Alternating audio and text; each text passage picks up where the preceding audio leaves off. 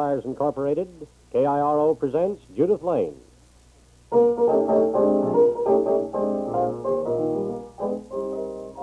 Hello again. This is Judith Lane inviting you to the Thursday meeting of Housewives Incorporated. Today we're visiting the problem clinic for a minute or so, and we're going to answer some meringue problems. Then in the kitchen we're whipping up a new recipe, honey cookies, a treat for the youngsters. And then we've a report on the newest Paris fashions that have just arrived in Seattle. For music, of course, there's always my man, Monday, Tuesday, Wednesday, Thursday, and Friday, Tubby Clark. And, as usual, another resolution for Housewives, which reads as follows. We of Housewives Incorporated do hereby resolve to count to 10 and try to be understanding with the husband who says you're always slow when it's time for you to go, can't find his socks or his ties or his studs and says, Where'd you put all my duds? and they're right in their place in front of his nose, and still he says, Where'd you hide my clothes?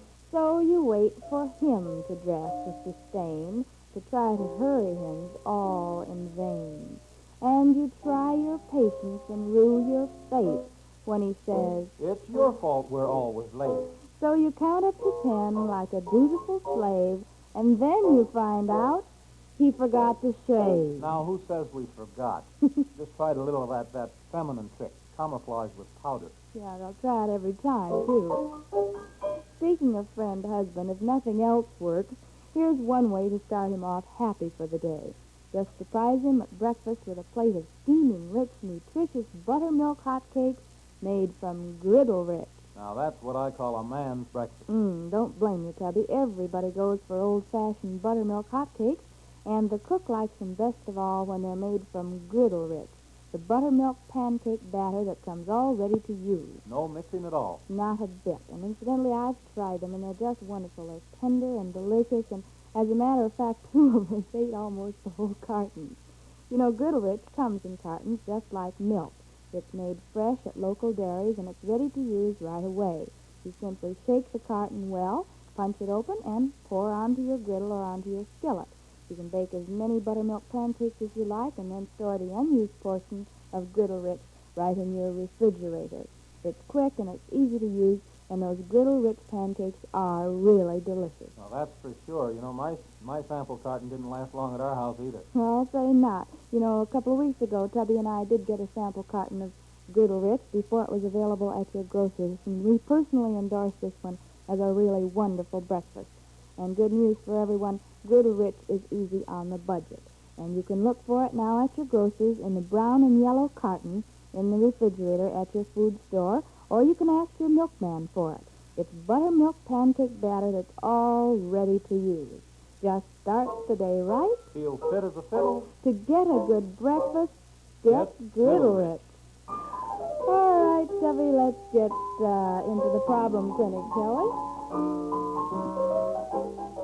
Yes, you wonder what to do. And our problem today, we've only one, comes from Mrs. Arnie Mason of Tacoma.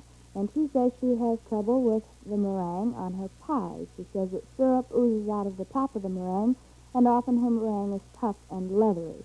The question is, of course, what's wrong, and what can she do about it? Well, we've talked about this problem before, but here it is again, briefly, the answer. Syrup often seeps out of the edges if you put the meringue on the pie before the filling has cooled thoroughly. Then tough meringue may be due to either too little sugar or incorrect oven temperatures. Now, the proportion of sugar should be about 2 tablespoons of sugar to each egg white. As for the correct baking temperature, well, the experts say for perfect meringue, you should preheat your oven to 350 degrees, then bake the meringue from 15 to 20 minutes, or a little longer until it's a nice golden brown. Then be sure, too, that your meringue is spread tightly to the edges of your pie crust. And we hope that'll help take care of Mrs. Arnie Mason's problem of meringue. All right, now, Tubby, my problem is listening to good music. Is it a problem? Sometimes. Well, Well, I've got a nice tune here for the first one by Rogers and Hart called Blue Room.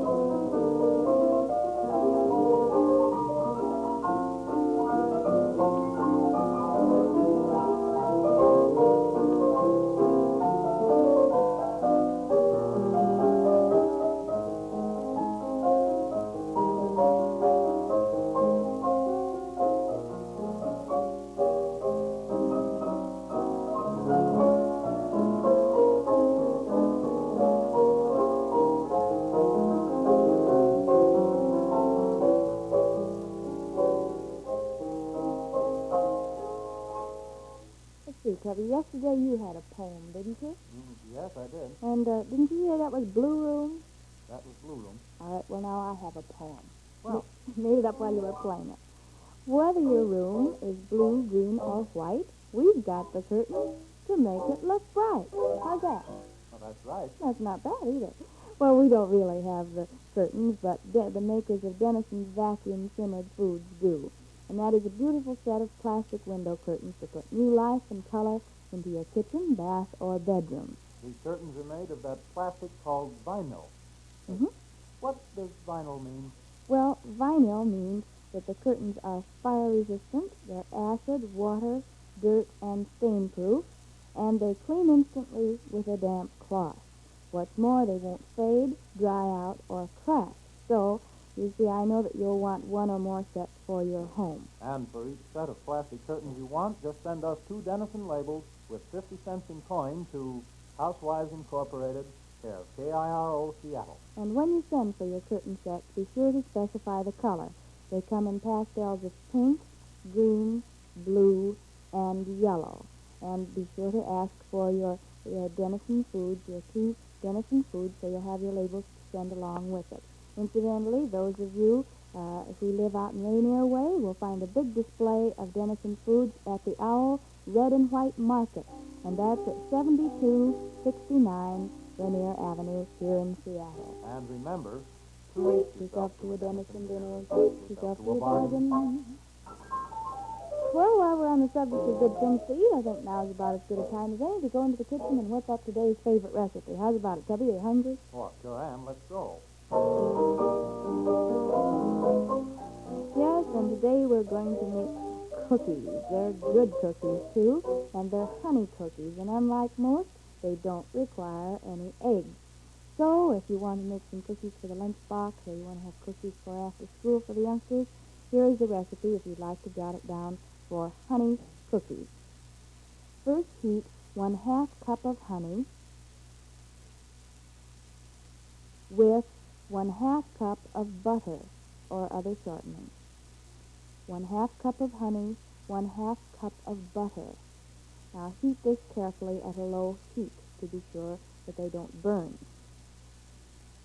Then let the mixture cool thoroughly. Let your butter and honey, after they're mixed together, cool thoroughly. Then sift together the following ingredients: 2 cups of flour,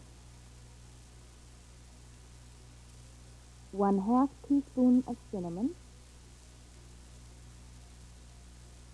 1/2 teaspoon of cloves, and 1 teaspoon of soda. That's beginning to sound good. Cinnamon and cloves and honey and butter. Let's go over that lightly. I think they have the half cup of honey and a half cup of butter or shortening. Then sift together 2 cups of flour, 1/2 teaspoon of cinnamon, 1/2 teaspoon of cloves, and 1 teaspoon of soda. And then add that to the cooled butter-honey mixture. Then roll your dough, make your dough, and roll it to about 1/4 of an inch in thickness. And then cut with a cookie cutter into any shape that you desire. Then bake on a greased cookie sheet for 12 to 15 minutes in a moderate oven, and that is about 350 degrees. 12 to 15 minutes in a moderate oven. And there you have very easy to make and very good to eat honey cookies for after school or a lunchbox treat. You know what I like? No. About 2 dozen of those and about 2 quarts of ice-cold milk when I get home from work at night. What about your diet? That'll have to wait sometime. That'll have to wait till 2 dozen cookies and the 2 quarts of milk is gone. That's right. Well, what about the surprise recipe? That maybe you better eat that too. Well, that's always good to eat. I had some once 3 or 4 years ago when I was visiting an aunt in Wisconsin, and I had never eaten it before and was quite amazed and pleased with it because it's an unusual dish, and we have it this week as our surprise recipe because I dug around in a cookbook and found it. I'm very proud of that. It's hot potato salad. What it really is it's a winter variation of the well-known summer picnic dish, potato salad. You use bacon drippings and bacon grease in it. You make it in the skillet. Put all the ingredients in it that you would in a regular cold potato salad. But we have the recipe for you, and it sure is good. Just send for it. It's yours for the asking. Just drop us a card and ask for the surprise recipe for the week of September 27th, I think, was Monday, wasn't it? I don't know. I'm not so good on the dates. Ask for the surprise recipe for right, this week, 27th. and you'll get it. It's hot potato salad. All right, now, Tubby, I'd like to ask a question in French. In French? Mm-hmm. See, our Canadian listeners, I think they're going to turn over under the Canadian Rockies when they hear this, but I'm going to try it anyway. This is for you. Avez-vous essayé French pomme de terre en France? Oh, brother. One interview with Hildegard, and she's even wearing a beret today. Okay, now try it in English. All right, have you tried French's instant potato? Oh, well, certainly I haven't. And housewives, if you haven't, you've really been missing a good bet. And reason one is that French's instant potato turns out fluffy mashed potatoes in less than 1 minute. Saves work and saves time. Reason two, those creamy, smooth mashed potatoes are the most flavorful, among the most nutritious that you've ever eaten. And believe it or not, they do cost you less than 3 cents per serving. Just think of preparing delicious mashed potatoes with none of the work of washing, peeling, cutting, or even cooking. Just add boiling water and milk to French's instant potato, and that's all there is to it. You'll like those smooth, textured mashed potatoes, and you'll really be proud to serve them to your guests. So why don't you try them today? It's French's instant potato and just new at your grocer's. All right, Tubby, let's meet Laura. Here's a tune I like to play every once in a while so that I won't forget how to play it. It's kind of involved harmonically, but it's a lovely tune. It was very popular a few years ago when it came out in conjunction with a picture that bears the same name, Laura.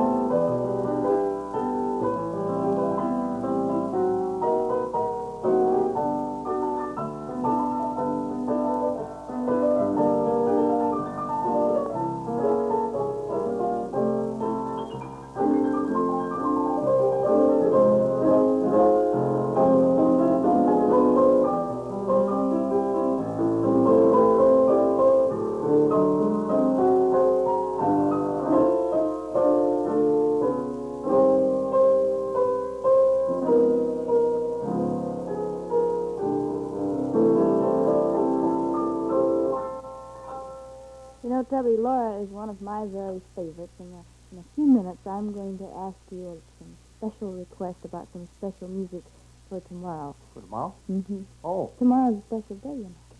Well, yes. For me, that is. Yes, I know. Well, we'll talk about that in a minute. But now, from New York and Paris and Hollywood, too, let's see what's ahead in fashions for you. Well, I think we should have altered our little poem today because today we're talking strictly Paris. It seems to be Paris week. Hildegard is here this week, and I wear a beret today. And Try to talk French. And now we're talking Paris fashions. Well, this week, Frederick and Nelson had a bunch of Paris originals come into the store, and they had a little special showing and invited us to come over. So we went over to see them, and I thought you might be interested in knowing what we saw. First of all, the Empire line, you've probably been reading and hearing about it, is big news from the continent, and that means, too, that it's going to be news, that's what they say anyway, in American fashions, too. Now, the Empire silhouette, in case you haven't heard, is that very high-waisted look. We've seen touches of it in fashion for, the last year or two, but this fall it's a definite leader.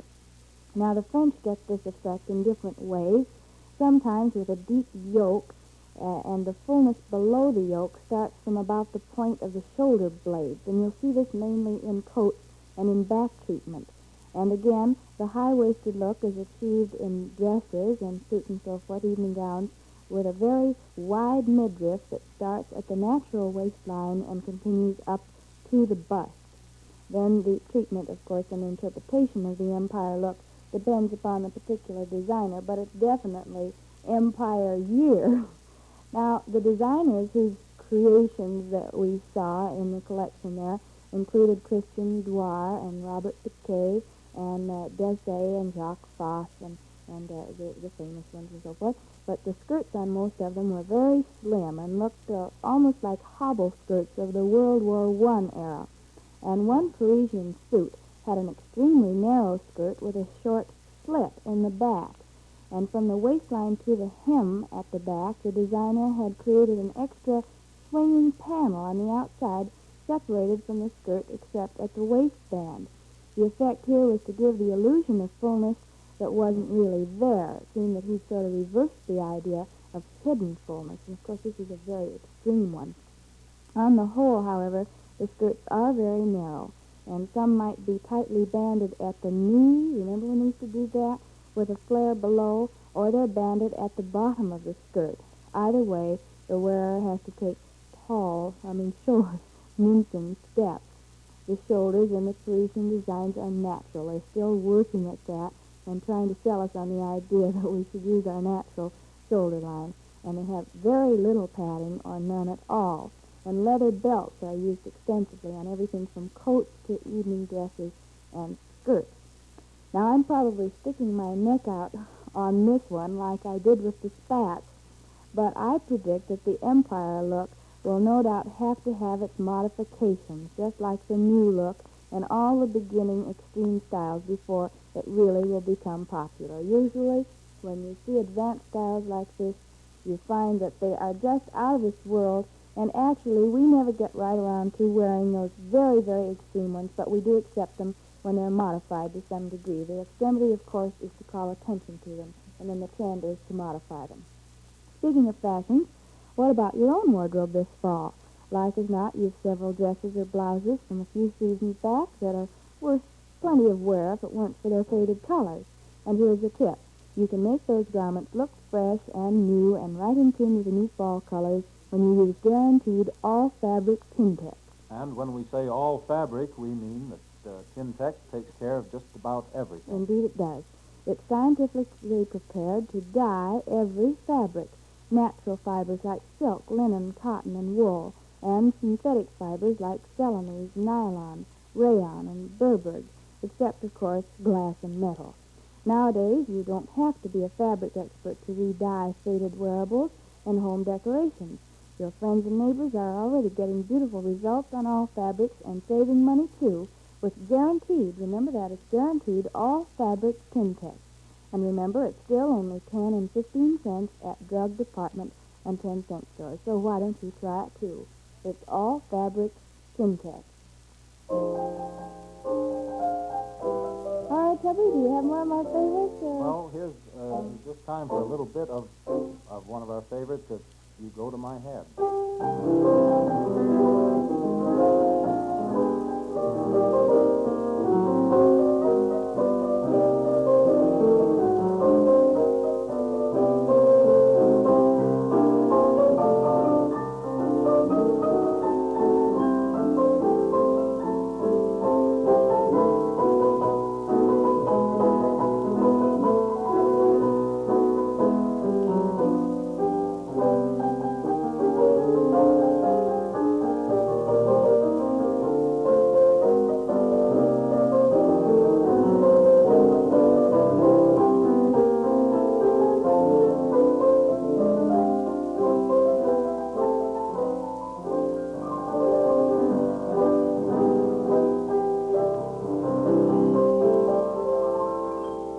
Here's a shopping tip for you this afternoon. When you go to the groceries, be sure to ask for Morning Milk's Magic Cream Pie recipe. It's magic because from this one recipe you can prepare 10 different kinds of cream pie. That's right. Butterscotch, raspberry, banana, almond, strawberry, and all the rest of the flavors that you like.